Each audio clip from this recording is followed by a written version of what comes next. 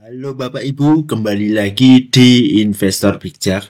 Kali ini kita akan membahas salah satu saham yang memiliki dividen tetap.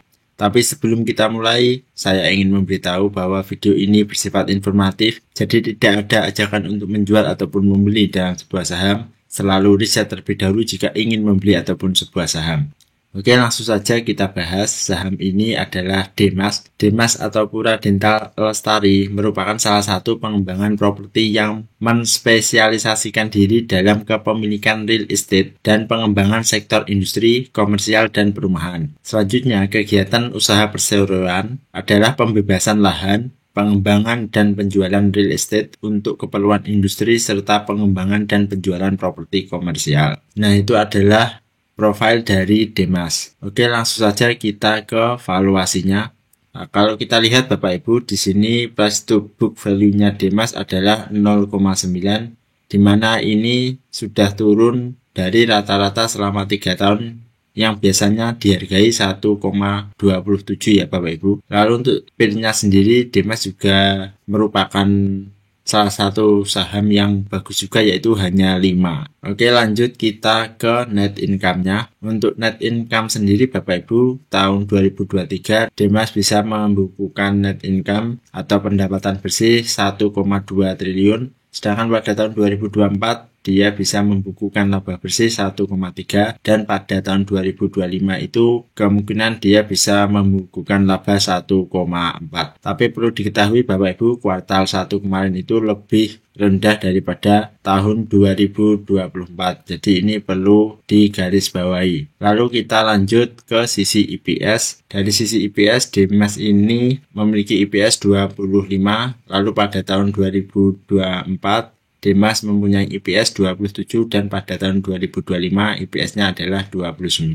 Nah, 29 ini selama 1 tahun ya Bapak Ibu, perkiraan saja. Tapi kalau kita lihat dari sisi kuartal satunya, ternyata itu dia juga mengalami penurunan, yaitu adalah dari 7,6 menjadi 7,3. Lalu kita lihat sebenarnya revenue atau pendapatannya bagaimana sih? Nah, kalau kita lihat Bapak Ibu, pada tahun 2023 dia bisa menghasilkan pendapatan 1,9 triliun, sedangkan pada tahun 2024 itu 2 triliun, dan pada tahun 2025 itu juga 2 triliun. Dari sisi pendapatan di kuartal 1 ini juga mengalami penurunan ya Bapak Ibu. Jadi EPS dan net income tadi turun karena revenue-nya ini juga turun. Lanjut kita ke manajemen effectiveness.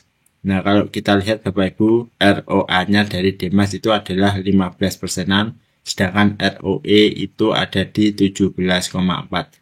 Nah, ini merupakan ROA dan ROE yang bagus untuk sebuah perusahaan karena di atas 10%. Lanjut kita ke sisi dividennya. Demas ini merupakan salah satu saham yang sering membagikan dividen Bapak Ibu. Terlihat dari sini secara historisnya pada tahun 2019 hingga tahun 2024 dia selalu membagikan dividen. Kebetulan sebenarnya kemarin itu kalau tidak salah saya juga memiliki saham Demas, tapi kemarin sudah saya jual ya Bapak Ibu karena saya belinya itu terlalu tinggi. Jadi sebelum pembagian dividen saya sudah menjual saham Demasnya. Lalu untuk dividen payout ratio-nya itu juga sangat besar, yaitu adalah 98. Tapi ini perlu diwaspadai Bapak Ibu karena 98 ini sangat tinggi sekali dengan dividen yield sekitar 20,5%. Menggiurkan memang, tapi artinya dia tidak punya uang atau cadangan lagi karena hampir semuanya dibagikan menjadi dividen. Itu untuk saham Demas. Lanjut ke sisi valuation-nya.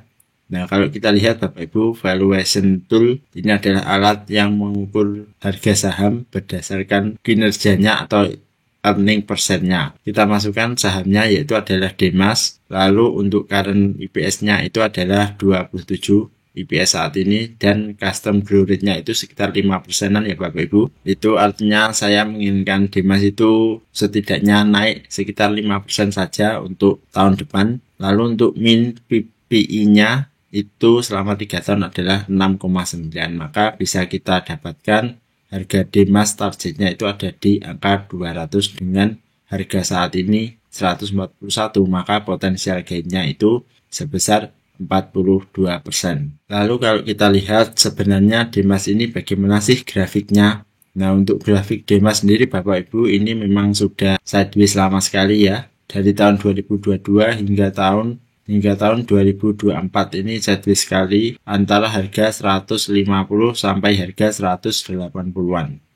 Lalu untuk targetnya sendiri bagaimana? Untuk saya Bapak Ibu, target Demas ini hampir sama dengan tahun kemarin, karena meskipun pendapatannya turun, sebenarnya harga Demas ini juga sudah lumayan turun dari tahun-tahun sebelumnya. Nah, terlihat di sini dia sudah berada di bawah. Bahkan pada tahun 2020 pun saat COVID melanda, harganya itu juga hampir sama dengan saat ini. Lalu untuk targetnya bagaimana? Untuk target saya mungkin sekitar harga 180-an ya Bapak Ibu.